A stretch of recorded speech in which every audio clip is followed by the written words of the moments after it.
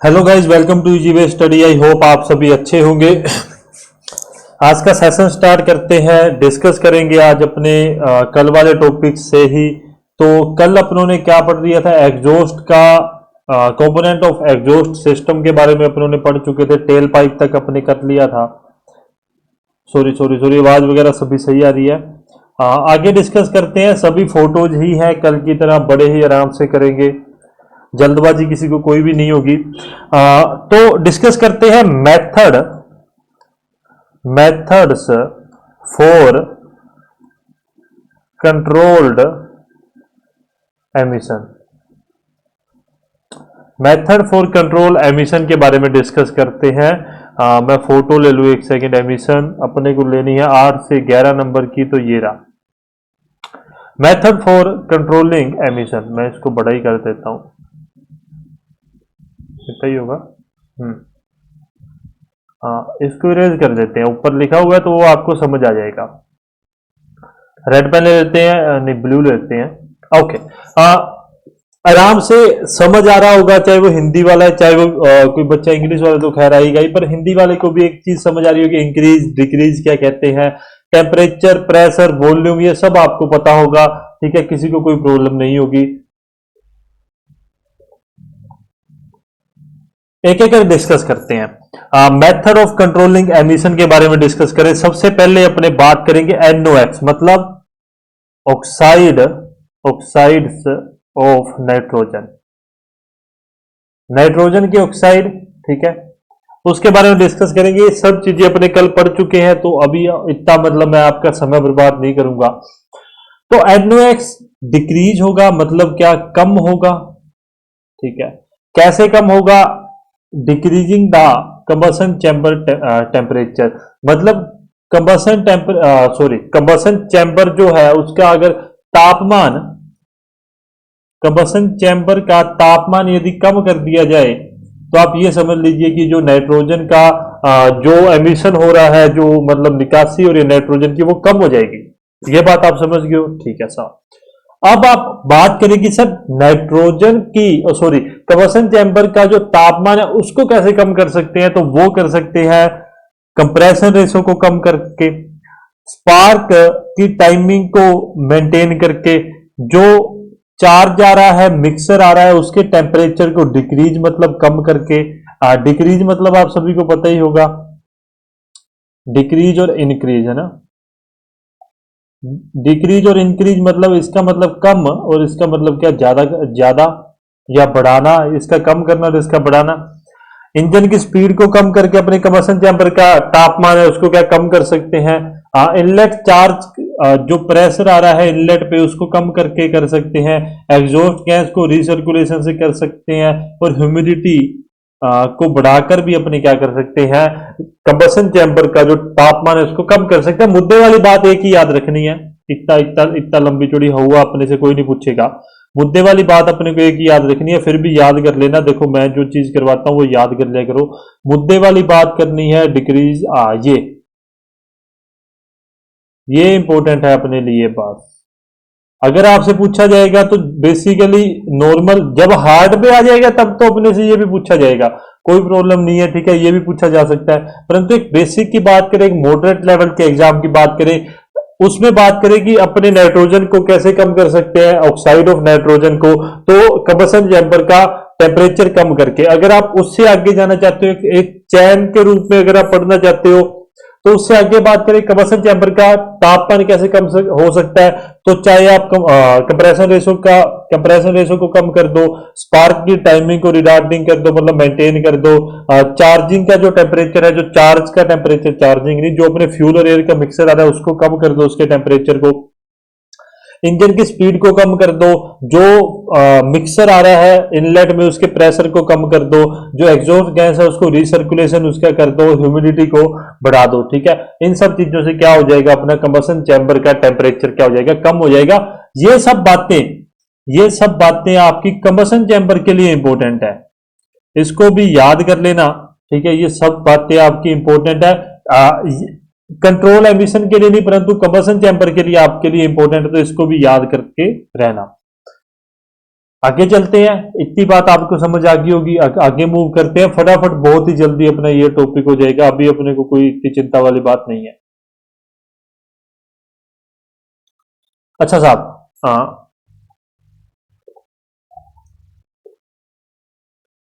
NOx is decrease by, मतलब द्वार से ही अपने ऑक्साइड ऑफ नाइट्रोजन की बात कर रहे हैं। कैसे होगा?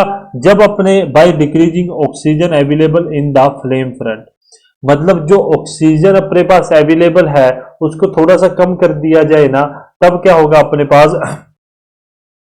तब क्या हो जाएगा, अपना जो नाइट्रोजन की ऑक्साइड है वो अपनी एमिशन में निकलने कम हो जाएंगे। वो कम कैसे किए जा सकते हैं? रिच मिक्सर से, स्ट्रैटिफाइड चार्ज इंजन से, और डिवाइडेड कम्बशन चैम्बर से। इन सब चीजों से, ये चीज मत याद करना, ये आपके काम की नहीं है। मेन चीज आपके लिए ये है, ठीक है, लिखा हुआ था तो वो कोई बात नहीं, ये आपकी काम की नहीं है, और मेन चीज आपको मैंने बता दी, ठीक है। कि किससे कम हो सकता है? ऑक्सीजन जो अवेलेबल है उसको थोड़ा सा कम कर दिया जाए, उसको उसको कम, उसमें कमी की जाए, तब अपने पास नाइट्रोजन के जो एमिशन है वो कम हो सकता है। अच्छा साहब, चलते हो आगे, 9th 10th की बात करें, हाइड्रोकार्बन की बात करते हैं। हाइड्रोकार्बन जो एमिशन है वो कैसे कम हो सकता है? वही सेम चीजें जो अपनों ने पढ़ी थी पहले भी। क्या? कंप्रेशन रेशो में डिक्रीज हो जाए, रिटार्डिंग ऑफ स्पार्क हो जाए, इंक्रीज चार्ज टेम्परेचर, जो चार्ज है जो मिक्सर है उसका टेम्परेचर को बढ़ा दिया जाए, तब क्या है, हाइड्रोकार्बन का एमिशन कम हो जाएगा। इंक्रीज कूलेंट टेम्परेचर के द्वारा भी हाइड्रोकार्बन का जो एमिशन है वो कम हो जाता है।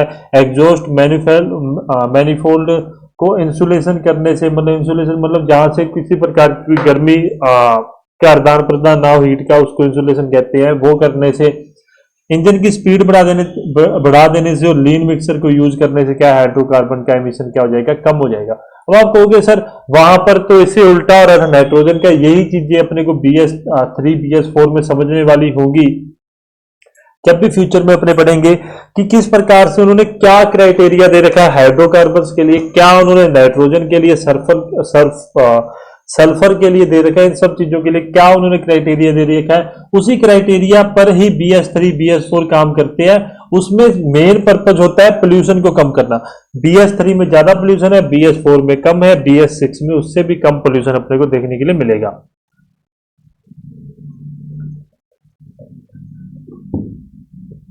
ये दो बातें होगी, दोनों बातें आप ध्यान रखना। अब अपने अगला टॉपिक डिस्कस करते हैं। अब अपने डिस्कस करेंगे स्मोक के बारे में, ठीक है। आपके सिलेबस में भी है मेजरमेंट ऑफ स्मोक, और अभी भी अपने डिस्कस कर रहे हैं स्मोक के बारे में।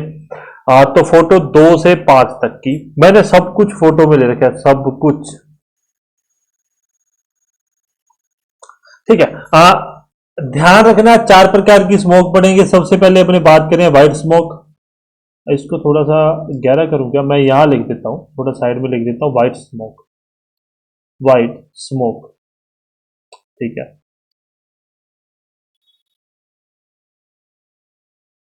Thinner white smoke is nothing to be concern about, मतलब इससे किसी प्रकार का कोई भी रिस्क नहीं होता, ठीक है। Thinner white smoke can be cause by, किससे? इंजन ओवरहीटिंग से, इंजन ज्यादा गर्म होने से, ज्यादा गर्म होने से ये क्या है कारण? जिस कारण से होती है, जो हेड का गैसकेट होती है ना, अभी आपको मैंने शायद ये पढ़ाई है, नहीं पढ़ाई मुझे ध्यान नहीं है।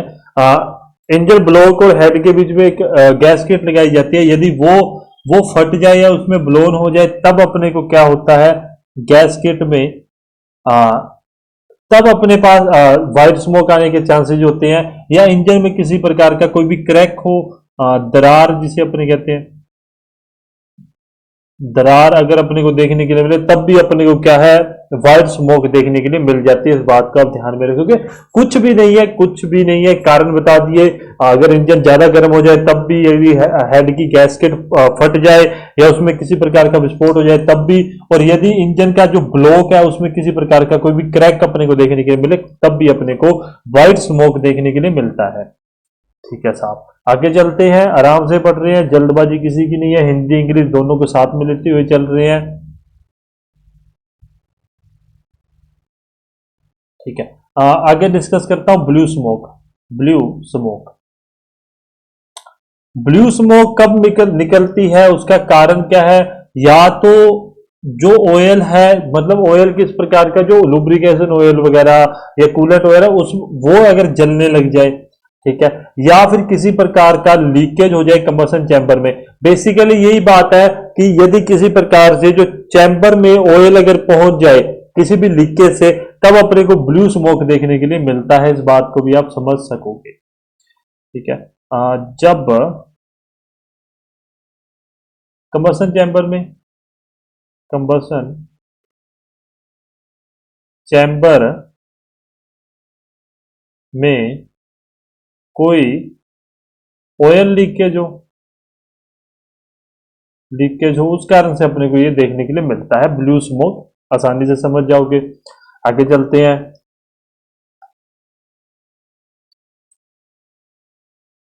ब्लैक स्मोक,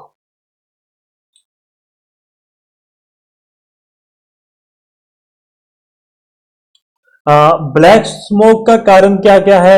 एक तो इंजन में किसी प्रकार का कोई भी मतलब फोर फोर मतलब आपको ये बर्न इंजन कैसे समझाऊं, अनबर्न प्री इग्निशन टाइप का अगर कुछ भी हो, तब भी अपने को ब्लैक स्मोक देखने के लिए मिलेगी, ठीक है। ब्लैक, मैं कई की बार ज्यादा जोर से नहीं बोल जाता क्या? क्लॉगिंग ऑफ एयर फिल्टर में यदि प्रॉब्लम हो, या किसी सेंसर वगैरह में प्रॉब्लम हो, तब भी अपने को ब्लैक स्मोक अपने को देखने के लिए मिलता है। आगे चलते हैं। ग्रे स्मोक की बात को, अच्छा ब्लैक स्मोक में एक चीज और भी लिख लेना। इन कारणों में एक सबसे इंपॉर्टेंट कारण रह गया ओवरहीटिंग, क्या, ओवरलोडिंग।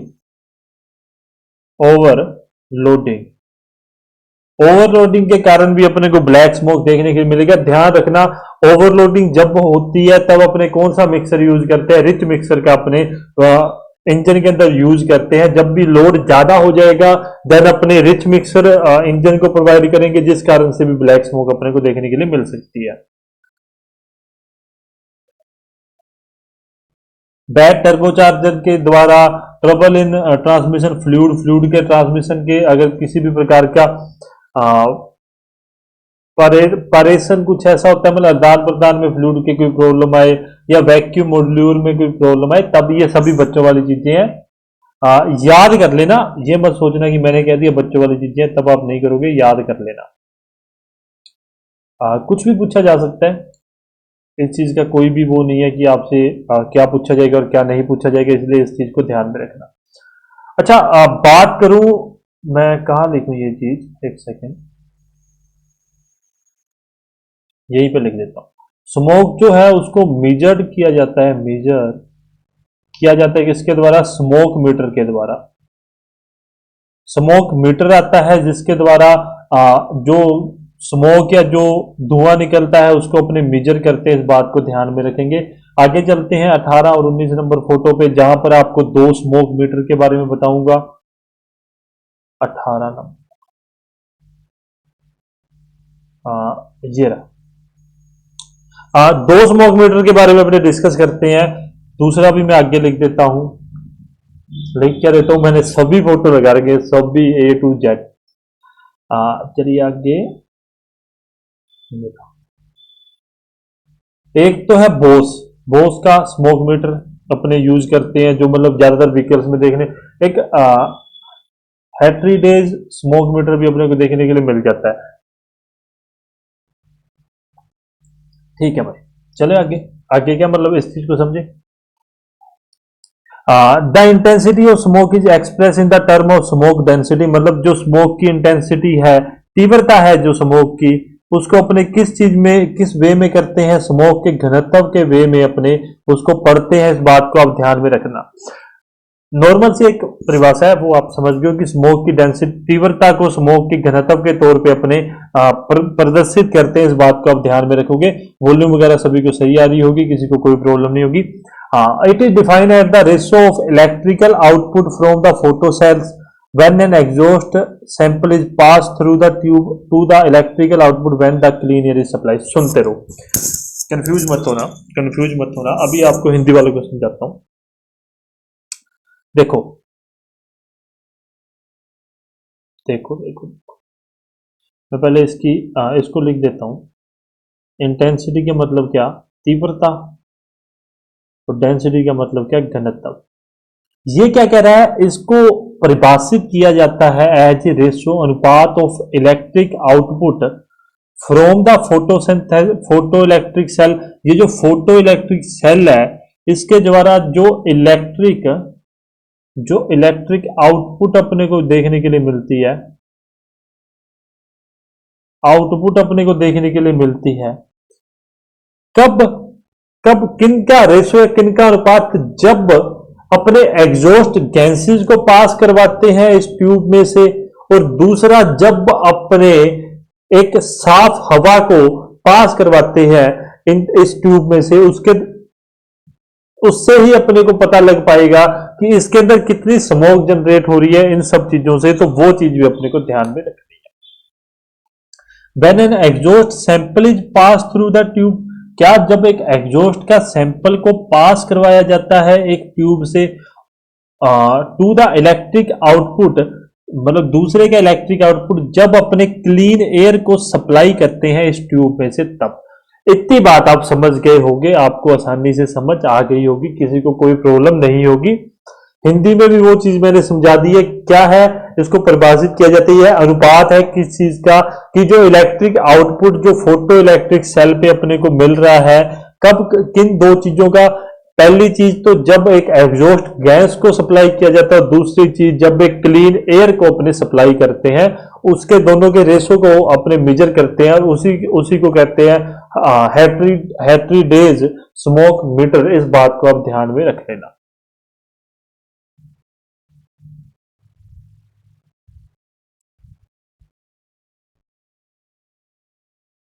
क्योंकि यार ये सब चीजें ना आपको इंग्लिश में ही पढ़नी चाहिए। देखो मैं पहले दिन से बात कहता आ रहा हूँ आपको, तो आप वो चीज समझिए।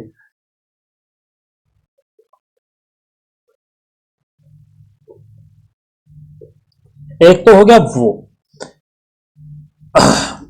अब चलते हैं अपने बोस स्मोक मीटर के ऊपर। वो तो एक प्रकार से इलेक्ट्रिक टाइप का था, ये थोड़ा सा अपने को मैकेनिकल या फिजिकल टाइप का देखने के लिए मिलेगा। अच्छा जी, ठीक है। It is based on the principle, यह है इस प्रिंसिपल पे कार्य करता है, that when a certain quantity of exhaust gas through a fix filter paper, जब ये फिल्टर पेपर है, ठीक है, यहां से कोई एग्जॉस्ट गैसेज इससे निकलती है, सम स्मोक समझड इज ऑब्टेन ऑन इट, मतलब कुछ स्मोक, स्मोक का मतलब आप समझ को भी मैं हिंदी में कैसे समझाऊं? कई बार हाथ काले हो जाते हैं अपने फिल्टर साफ करते, वो समझ ही होता है।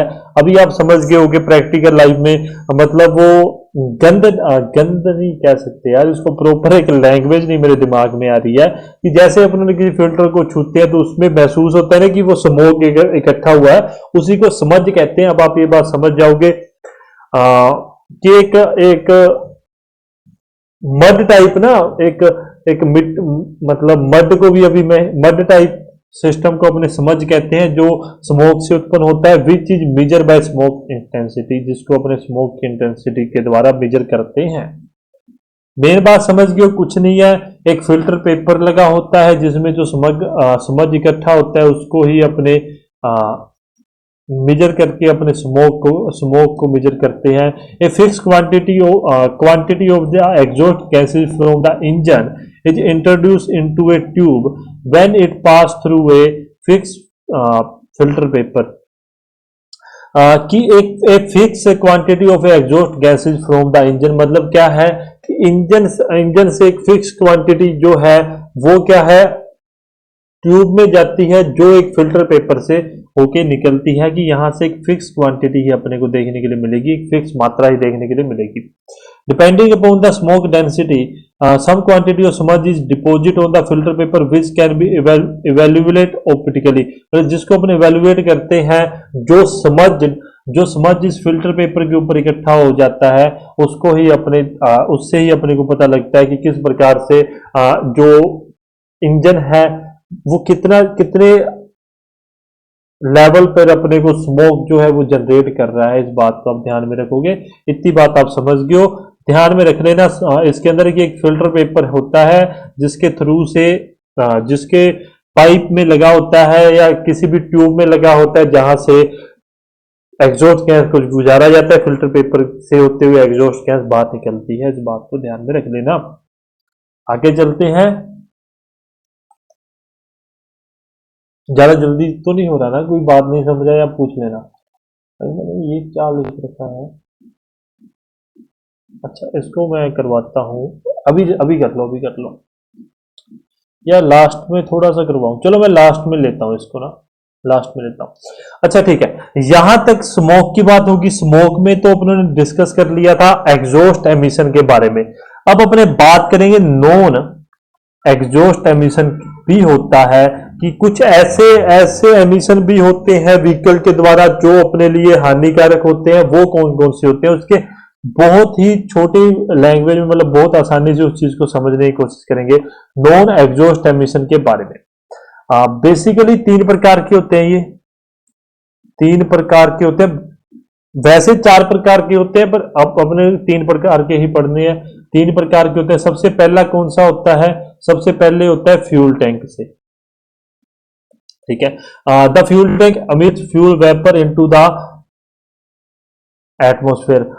जो फ्यूल टैंक है वो क्या करता है, जो फ्यूल का फ्यूल के कण है उसको वेपर में चेंज करके उसको एटमोस्फेयर में छोड़ देता है। फ्यूल टैंक गर्म होने के कारण ये सब कुछ होता है। वो सब कुछ मैं नहीं बताऊंगा, वो सब बच्चों वाली बातें हैं, आपको सभी को पता है। ये पहले भी अपने बात कर चुके हैं कि फ्यूल टैंक यदि ज्यादा हीटअप हो जाता है उस कारण से फ्यूल वेपर में चेंज हो जाता है, वाष्प में चेंज हो जाता है। वेपर मतलब क्या, मैं भूल ना जाऊं, मैं इसलिए लिख रहा हूं वाष्प, वाष्प में चेंज हो जाता है। तो वो चीज मैं लिख देता हूं क्या,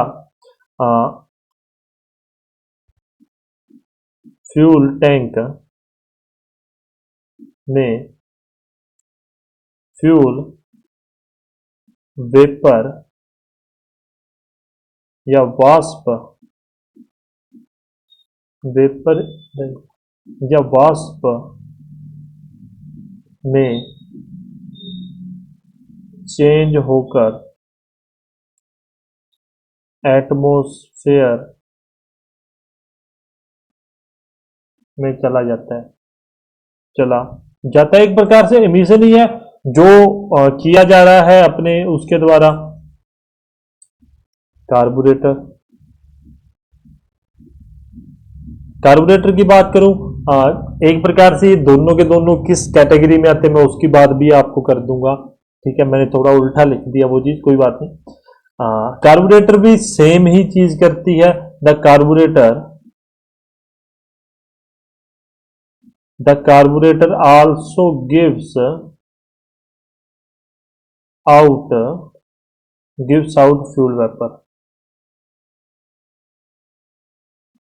कार्बोरेटर क्या है, फ्यूल वेपर को बाहर निकालता है, मतलब फ्यूल को वाष्प के रूप में बाहर निकालता है। जब कार्बोरेटर ज्यादा गर्म हो जाता है या उसके अंदर प्रेशर ज्यादा कम या ज्यादा हो जाता है उस कंडीशन में।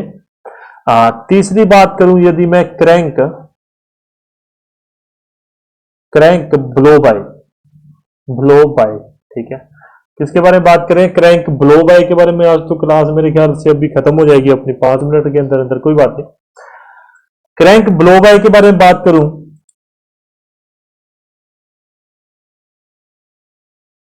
किस कारण से होता है तो वो कारण अपने आगे लिखेंगे। कारण क्या होता है, किसी प्रकार का कोई भी लीकेज यदि क्रैंक केस में हो जाए उस कंडीशन में अपने क्या होता है, फ्यूल क्या होता है, एमिशन होना चालू हो जाता है। तब अपने इस चीज को, मतलब इस चीज को कंसीडर करते हुए लिखते हैं।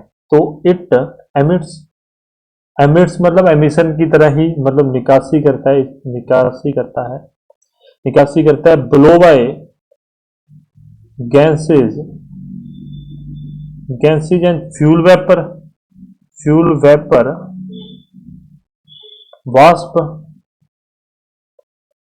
वाष्प इनटू द एटमोस्फेयर। सेम ही चीज है जो भी आपको पढ़ा के हटाऊं, कि क्या है ये ब्लो बाय गैसेज या फ्यूल वेपर को अपने क्या करता है, वातावरण में एमिशन करता है, ठीक है साहब।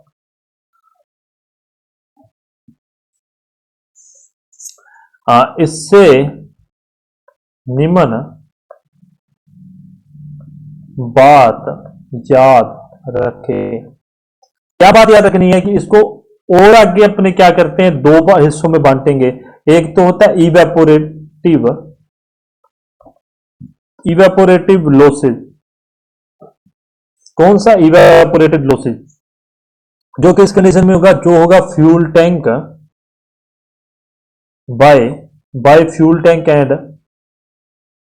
कार्बोरेटर। मैं ज्यादा लंबा लिख दिया, कोई बात नहीं।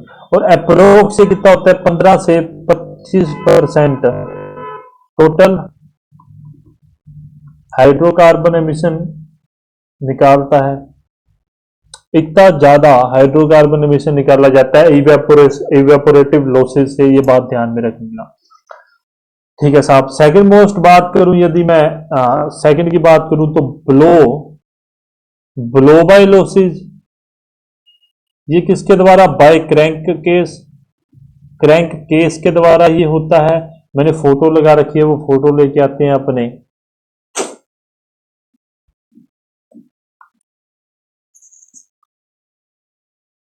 देखो, crank case blow by. The blow by is a phenomena of leakage past the piston and piston ring from the cylinder to the crank case. मतलब कुछ नहीं है, अगर किसी प्रकार की लीकेज होगी किसके अंदर, पिस्टन और पिस्टन रिंग के अंदर, जो सिलेंडर और क्रैंक केस के मध्य लगी रहती है, तब अपने को ब्लो बाय देखने के लिए मिलता है। जो अप्रोक्स कितना होता है, जो हाइड्रोकार्बन एमिट करता है 20% तक। परंतु कई बार ये क्या होता है, जब पिस्टन रिंग ज्यादा घस जाती है तब ये 35% तक का जो है वो हाइड्रोकार्बन को एमिशन करना चालू कर देता है। इतनी बात है, आप समझ जाओगे, आप बहुत सभी जने इंटेलिजेंट हो। आराम से चल रहा है, जल्दबाजी यार मेरे को नहीं लगता, मैं पता नहीं कर रहा हूं नहीं कर रहा हूं, पर मेरे हिसाब से नहीं कर रहा हूं। थोड़ा सा अपने सिलेबस को फटाफट खत्म कर रहे हैं बस।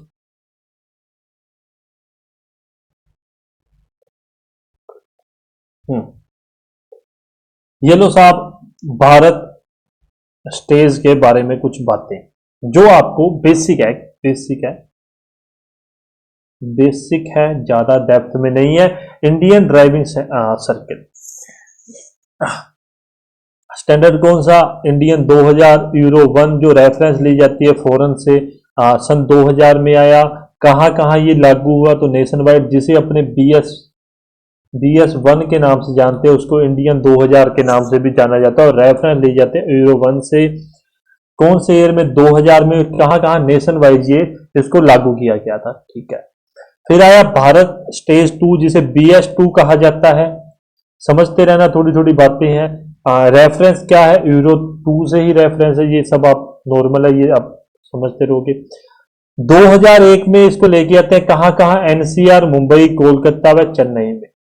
फिर उसके बाद में इसको लेके आते हैं अपने NCR एरिया में और 13 अदर सिटीज में 2003 में, और फिर 2005 में इसको पूरे नेशन वाइज इसको लेके आया जाता है।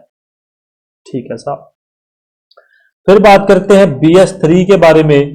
तो ये सबसे पहले क्या है, दो मतलब यहां पर क्या, ये देखो, BS2 को तो क्या किया गया, नेशन वाइज लेके आए गए, और BS3 को फिर क्या है, दिल्ली NCR में लेके आए अपने। और देन उसके बाद में जब BS4 को लॉन्च किया गया, BS4 को जिस वक्त लेके आए गए, उस वक्त क्या किया गया, इसको NCR और 13 सिटीज में लेके आए, और उस सभी चीजों को अपने क्या किया, नेशन वाइज लेके आए।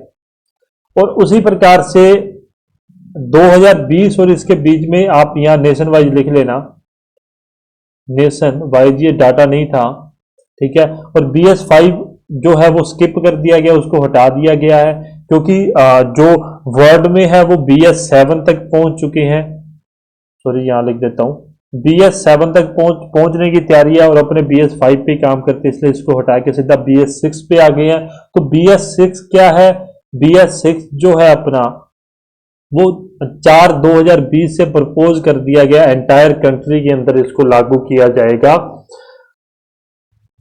2020 के चौथे महीने से इसको पूरी एंटायर कंट्री में लागू कर दिया गया है। BS4 के व्हीकल ही आजकल आ रहे हैं आपको, सॉरी, BS6 आजकल आ रहे हैं, ये बात आपको पता होगी।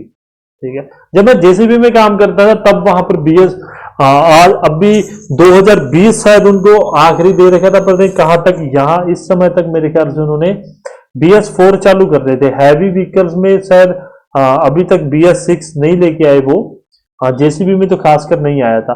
तो ये थोड़ा सा एक बेसिक ओवरव्यू है जो आपके लिए इंपॉर्टेंट है, उस चीज को ध्यान में रख लेना। मैंने पढ़ा था, पता नहीं कहाँ पढ़ा था, शायद BS का एक आपकी उसमें पढ़ा था, मेरे को ध्यान नहीं है क्योंकि मैंने वो अभी आपका आईसी इंजन अच्छे से नहीं पढ़ा है। पर शायद BS का यही था कि राजस्थान में कौन सा BS चल रहा है, तो ध्यान रखेंगे कि वो समय पे डिपेंड होता है कि यदि 2010 में देखो यहाँ पर जो दिल्ली NCR और बाकी 13 सिटीज हैं जो ये नीचे दे रखी है ना ये सभी, तो यहां पर तो क्या था, यहां पर तो चलने लग गया था BS4, परंतु पूरे जो नेशन में था वहां पर अभी BS3 पर ही अपने शिफ्ट हुए थे। तो ये बात आप ध्यान में रखोगे। ये पढ़ेंगे जैसा ही अपने को मतलब एग्जाम का जब अपने को सिलेबस आ जाएगा उसके अकॉर्डिंग अपने देखेंगे कि क्या अपने सिलेबस के अकॉर्डिंग सही रहेगा, उस अकॉर्डिंग ही अपने पढ़ेंगे। यहीं पर अपना एंड होता है आईसी इंजन का। ठीक है, आईसी इंजन अपना यहीं पर, आईसी इंजन को यहीं पर अपने स्टॉप करेंगे। आईसी इंजन पूरा हो चुका है आपका। मैं सिलेबस खोल लूं तो सिलेबस के अकॉर्डिंग कहाँ गया, हाँ सिलेबस के अकॉर्डिंग ये सारा टॉपिक पूरे करवा दिए मैंने। इसमें सिर्फ एक टॉपिक बचा है जो फ्यूल यूज्ड होता है वो। ठीक है, और यहां पर ये पूरे टॉपिक करवा दिए। मैंने कहा था मेजरमेंट ऑफ एग्जॉस्ट स्मोक की नहीं करवाएंगे, पर स्मोक मीटर आपको मैंने करवा दिया है, तो ये भी पूरा हो चुका है। एग्जॉस्ट एमिशन भी पूरा हो चुका है। कुछ बेसिक अपनों ने एमिशन स्टैंडर्ड ऑफ BS 1 2 3 4 के बारे में और 6 तक के देख लिया। इसको अपने स्किप करते हुए चल रहे हैं, ध्यान में रखना है, इसको अपने पढ़ेंगे जब अपना सिलेबस आ जाएगा। अब मैं बात करूं तो एक एक बेसिक अपने क्या करेंगे, बेसिक पहले एक इंट्रोडक्शन क्लास लेके आएंगे किसके बारे में, तो ऑटोमोबाइल के बारे में। देन अपने ऑटोमोबाइल को पढ़ना चालू करेंगे। उससे पहले अपने क्या करेंगे, एक क्लास लेके आएंगे ऑटोमोबाइल के इंट्रोडक्शन क्लास जिसे अपने कहते हैं, क्योंकि कुछ बातें क्लियर करते हुए चलनी है ताकि आप बाद में मुझे ये ना कहो कि सर आपने ये नहीं किया, आपने ऐसे पढ़ाना था वैसे पढ़ाना था। मैंने आपको कुछ बातें क्लियर करता हुआ चलूंगा। अब जब मैं इस चीज को नोट डाउन करने लगा हूं, देखो मैं आपको बड़ा ही, अब मैं एक चीज कह देता हूं, बहुत आराम से सिलेबस हो जाएगा। ये जो ऑटोमोबाइल है ना, ये इतना सेगमेंट जिसमें अपने ये चीज छोड़ देंगे, क्योंकि ये चीज अपने पावर ट्रांसमिशन में है। ये सिलेबस है ना थोड़ा उल्टा उल्टा दे रखा है, तो इसी कारण से अपने ने क्या करना है, ये जो सिलेबस थोड़ा ऊपर नीचे दे रखा है, इसी चीज से बचते हुए अपने को चलना है। और उसी चीज को अपनों ने मतलब थोड़ा सा बचते हुए निकलते हुए अपने को क्या करना है कि एक पैटर्न के द्वारा ही इसको पढ़ते हुए चलना है। अब देखो अगर इस चीज को छोड़ दोगे ना, तो ये मैं आपको मात्र 3 दिन में ये पूरा करवा दूंगा, ये पूरा टॉपिक। अब बताओ आप 3 दिन में ये हो रहा है। अगर व्हील एंड टायर की बात करूं, अभी तक मैंने उसके ऊपर शिफ्ट नहीं हुआ, पर मुझे पता है 7 दिन के अंदर ये हो जाएगा। 3 और 7 10 दिन के अंदर ये हो गया। अब आप खुद सोचो कि ये कितने दिन में अपने कर लेंगे। बस यही थोड़ा सा बड़ा टॉपिक है। पहला जो ऑटोमोबाइल व्हीकल जो है वो बड़ा ही क्लासिफिकेशन क्या है, 10 मिनट की क्लासिफिकेशन है। मुझे पक्का यकीन है वो भी आप नहीं देखोगे, वो पढ़ोगे भी नहीं। कंपोनेंट एंड देयर फंक्शन, देखो कंपोनेंट एंड देयर फंक्शन जो है उसको अपने डेप्थ में नहीं करेंगे, उसको बिल्कुल ही बेसिक पढ़ेंगे। बिल्कुल ही बेसिक मतलब बेसिक से भी बेसिक ना, क्योंकि वही कंपोनेंट अपनों ने आगे चल के पूरे डेप्थ में पढ़ने हैं, तो उसको पहले नहीं पढ़ेंगे। लेआउट ऑफ चेजिज एंड अलाइनमेंट वो हो जाएगा अपने पास। एक सेकेंड, चेजिज एंड अलाइनमेंट, चेजिज वगैरह के बारे में पढ़ लेंगे अपने। इंजन की पोजीशन कैसी है, मतलब फ्रंट है या रेयर है। ठीक है, उसके बाद में ये वो फ्रंट व्हील ड्राइव है, रेयर व्हील ड्राइव है या 4 व्हील ड्राइव है, उसके ऊपर भी अपने को फोकस करना है। ठीक है, इतनी बातें ये 3 4 5 दिन के अंदर टॉपिक हो जाएंगे। तो मैक्सिमम आपका, मेरे पॉइंट ऑफ व्यू से आपका 45 क्लासेस में आपका पूरा हो जाएगा ये। पर अभी वो डिपेंड है कि अगर अपने आराम से करेंगे कि ज्यादा एक एक दो दो एक घंटे ज्यादा नहीं, कुछ 40 या 45 मिनट की क्लासेस लेके आएंगे, तब अपना थोड़ा सा टाइम अपना आराम से कंज्यूम हो जाएगा। कोई जल्दबाजी नहीं होगी अपन को। तो चलिए यहीं पर सेशन एंड करते हैं। आई होप आपको अच्छा लगा होगा। आराम से अपना इस इंजन पूरा हो चुका है। किसी को कोई भी डाउट है, किसी भी प्रकार का कोई भी डाउट है, आप प्लीज मुझे पूछ सकते हैं। आपको मैं 2 दिन दे रहा हूं, 2 दिन ये प्लस एक दिन आपको आज वाला ही मिलेगा, 3 दिन आपको मिल जाएंगे। आप डाउट पूछ सकते हैं, उसके बाद में फिर अपने सीधा ऑटोमोबाइल पे मूव हो जाएंगे। इस बात को आप ध्यान में रख लेना। तो आई होप आपको वीडियो अच्छी लगी है। लाइक कमेंट शेयर कर देना, सब्सक्राइब कर लेना channel easy way study official नाम से। अपना टेलीग्राम पे ग्रुप है, आप वो भी ज्वाइन कर सकते हैं। 7822911112 नंबर है, आप मुझे कांटेक्ट कर सकते हैं। आपका दिन अच्छा रहे, धन्यवाद।